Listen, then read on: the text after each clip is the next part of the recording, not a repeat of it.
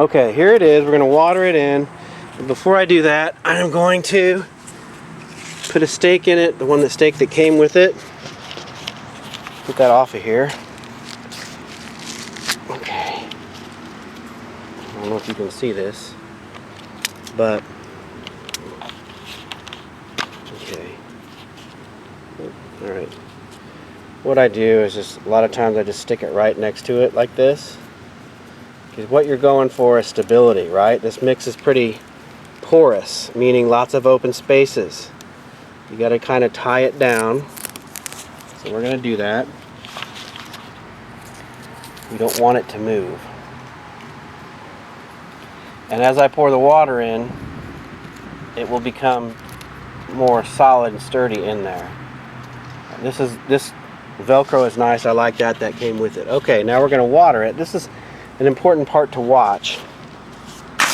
Okay, this is a 1,000-hole water breaker from Dram. They're 15 bucks or 20 now. They're expensive, but I like them because you can do this on a really, really high pressure hose. And look at that water. Look how it just goes right through the pipe. That's what you want. Look at it coming at the bottom. That plumeria is going to love this. It's going to go, oh my God, please set me in the sun. I can't wait to start growing leaves. So I think it's watered in pretty good now. I'm not worried about it. We're going to wait about a minute or two and see if there's any stuck water. I don't think there will be. You never know though. I've seen some crazy things where you think it's all out of there and it isn't. Yeah, see, it's in there pretty solid now. That's good, with no leaves. The roots are going to be fine in this. Still draining a little bit.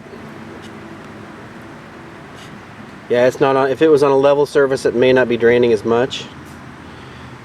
There's a whole bunch of science behind that from Cornell University. Stuck water in the pot. Why water moves differently through a container than it does in the ground. There's some reasons for that in the ground. The gravity just keeps pulling on it till it hits the water table. Here it tends to get stuck about, you can see this with a sponge really easily. Take a sponge, a dry sponge, and put it in water up ways and then put it in sideways. And you watch the water wick. That's why you want to use pots with plumerias that are taller than they are wide. So you have the water gets stuck lower and lower in the pot. We're trying for no stuck water, and that usually is what we get when we have over 1/8 of an inch pieces in the mix. So we have probably waited, what, a minute or so, maybe two, I don't know.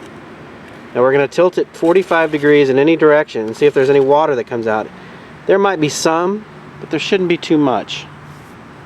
So let's see, we'll get a water hole right there and we'll go, okay, that's not bad at all. That's not bad at all. What I would be concerned about is a whole bunch of water coming out. Then you know you got to start all over again, and that this cutting is in danger of dying when it gets cooler up here. It is not now. It will be fine. I'm not worried about rainstorms day in and day out. It'll be fine. So what I'm going to do, since I'm okay with this, see, this is as much of an art as it is anything. It's hard to explain this in writing because there's so many little variables you learn over the years that you forgot how you learned, right? And you say, okay, I don't know why I know this. I've forgotten how I learned it, but I know not to go down that road. It's a feeling sense you're always trying to convey when you teach this. So this is kind of my sunniest spots in here. I'm going to find a place in here for it. There's Thai red blooming right now. Isn't that an awesome one? But I'm going to give this thing 12 hours of sunshine for the next 4 weeks. We ought to be just fine. You can get a good look at it again. See if there's any water that comes out. There's a little, but it's not a whole bunch. I'm not worried about it. If we didn't want any, we would choose even bigger chunks than what we did. And at that point, you're kind of, people in arid areas like you, Mary, are then at the point of, your plumeria is not going to do anything. This won't stay wet long enough. And then you're messing with the nutrient transferability from the substrate to the roots. The ions can't get from the substrate into the roots if your spaces are too big. Plumerias, in my opinion, are just on the edge of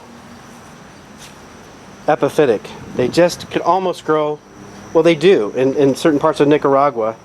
The people have said that in the Yucatan Peninsula, they see them growing on rocks with no soil. Of course, now an oak tree would do that here on the side of a lake, but plumerias can handle that plus heat and grow into big plants, and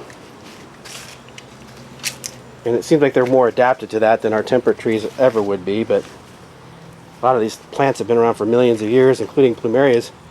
They can adapt to a lot of different things. Okay, taking it around the trampoline. Okay. I am satisfied with the water retention in this and the porosity, even though I'd much rather have newer bark. I still have enough space in there. And the water, let's check it again, see if there's any more water that's coming out. Well, there's some, but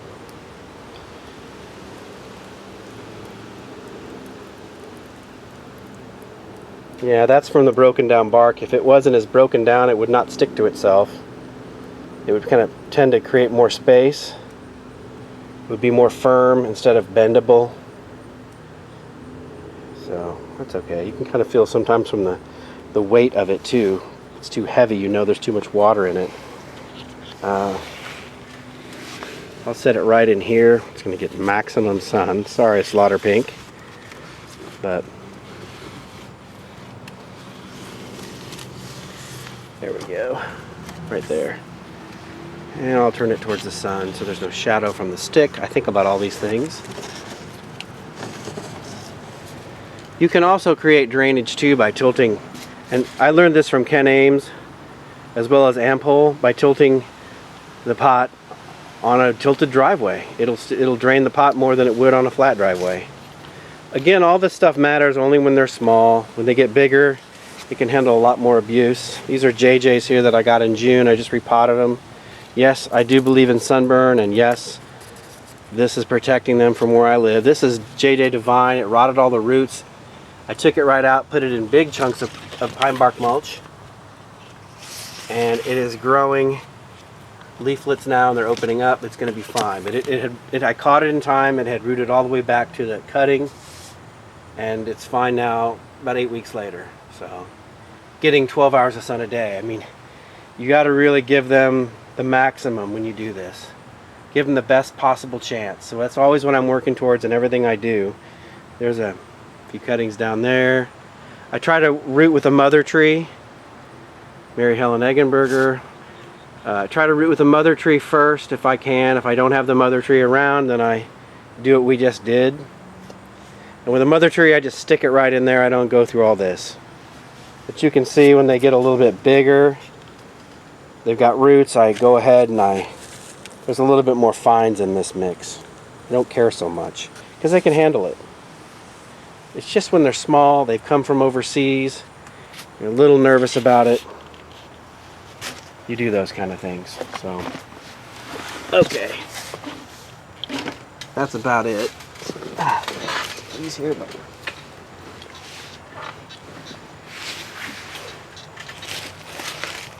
and I'll just do the other one the same way.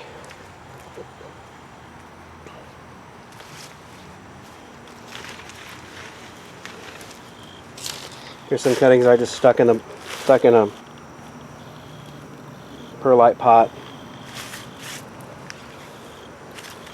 My gardenia obviously needs to get watered. It's huge now. That's my night blooming jasmine. Oh boy, I need to get over here. Bismarckia is not getting a lot of sun. He's not happy. Washingtonias in there. I got some orchids. I keep my Phalaenopsis down in there. They like it in the woods where it stays wet longer. These are all things I learned the hard way. Killing everything. Nothing really came easy to me at all. I was never really a plant person, so I come by what I know real honestly, and I've done all the hard work, more than I even care to admit. There's another part of my collection in my neighbor's backyard, and then I got another, most of my collection is at our old house, so I got a coconut palm in there too. See how that goes. Doesn't get as much sun back there as I'd like. I got Abigail back there, an intense rainbow, or either Nebels or intense, I can't tell. But anyway, Coleus. I never really, they don't mind a lot of drought, so that's been good.